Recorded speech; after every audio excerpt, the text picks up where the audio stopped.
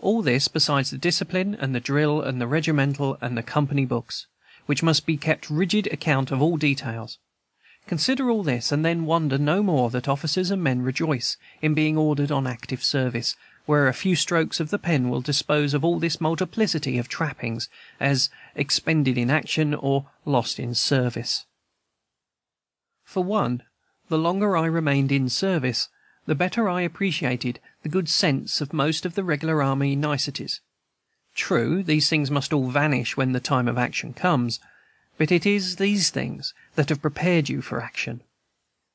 Of course, if you dwell on them only, military life becomes millinery life alone.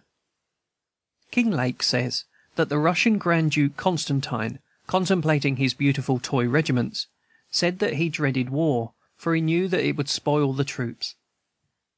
The simple fact is that a soldier is like the weapon he carries. Service implies soiling, but you must have it clean in advance, that when soiled it may be of some use.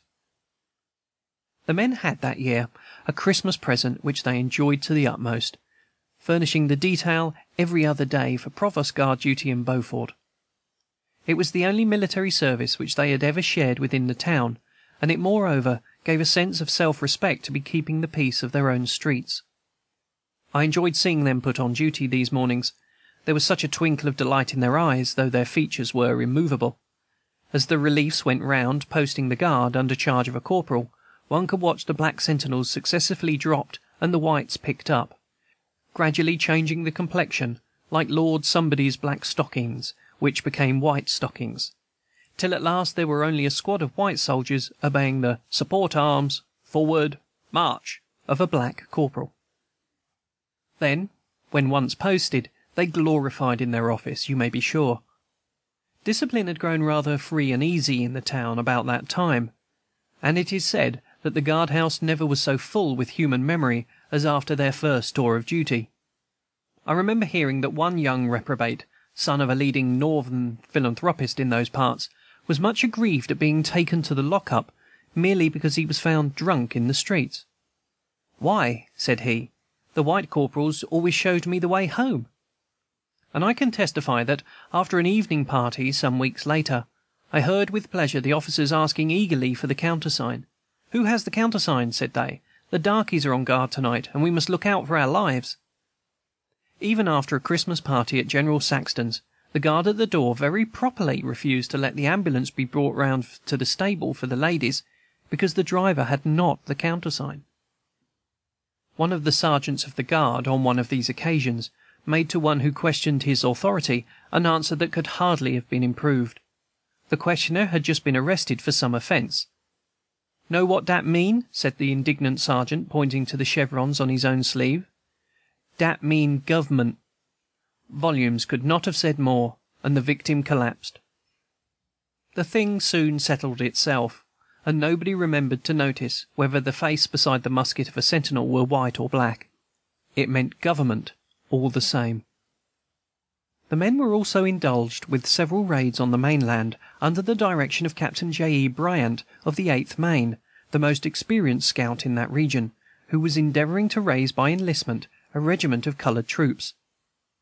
On one occasion, Captains Whitney and Heasley, with their companies, penetrated nearly to Pocataligo, capturing some pickets and bringing away all the slaves of a plantation, the latter operation being entirely under the charge of Sergeant Harry Williams, Company K, without the presence of any white man. The whole command was attacked on the return by a rebel force, which turned out to be what was called in those regions a dog company, consisting of mounted riflemen with half a dozen trained bloodhounds. The men met these dogs with their bayonets, killed 4 or 5 of their old tormentors with great relish, and brought away the carcass of one.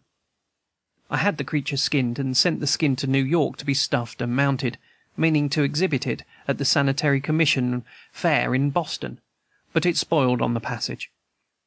These quadruped allies were not originally intended as dogs of war, but simply to detect fugitive slaves, and the men were delighted at this confirmation of their tales of dog companies, which some of the officers had always disbelieved.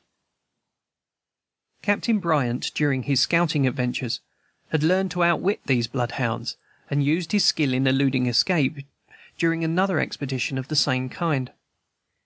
He was sent with Captain Metcalf's company far up the Combahee River to cut the telegraphic wires and intercept despatches. Our adventurous chaplain and a telegraphic operator went with the party. They ascended the river, cut the wires, and read the despatches for an hour or two. Unfortunately, the attached wire was too conspicuously hung, and was seen by a passenger on the railway line in passing. The train was stopped, and a swift stampede followed. A squad of cavalry was sent in pursuit, and our chaplain, with Lieutenant Osborne of Bryant's projected regiment, were captured. Also one private, the first of our men who had ever been taken prisoner. In spite of an agreement at Washington to the contrary, our chaplain was held as a prisoner of war, the only spiritual adviser in uniform, so far as I know, who had that honor. I do not know, but his reverence would have agreed with Scott's pirate lieutenant that it was better to live as plain Jack Bunce than die as Frederick Altamont. But I am very sure that he would have rather have been kept prisoner to the close of the war as a combatant than have been released on parole as a non-resistant. After his return, I remember he gave the most animated accounts of the whole adventure, of which he had enjoyed every instant, from the first entrance on the enemy's soil to the final capture.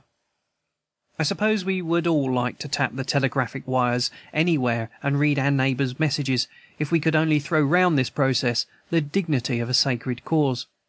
This was what our good chaplain had done, with the same conscientious zest with which he had conducted his Sunday foraging in Florida. But he told me that nothing so impressed him as on the whole trip as the sudden transformation in the black soldier who had taken prisoner with him. The chaplain at once adopted the policy natural to him, of talking boldly and even defiantly to his captors, and commanding instead of beseeching. He pursued the same policy always, and gained by it, he thought. But the negro adopted the diametrically opposite policy, also congenial to his crushed race. All the force seemed to go out of him, and he surrendered himself like a tortoise, to be kicked and trodden upon at will. This manly, well-trained soldier at once became a slave again, asked no questions, and, if any were asked, made meek and conciliatory answers. He did not know, nor did any of us know, whether he would be treated as a prisoner of war, or shot, or sent to a rice plantation. He simply acted according to the traditions of his race, as did the chaplain on his side. In the end, the soldier's cunning was vindicated by the result.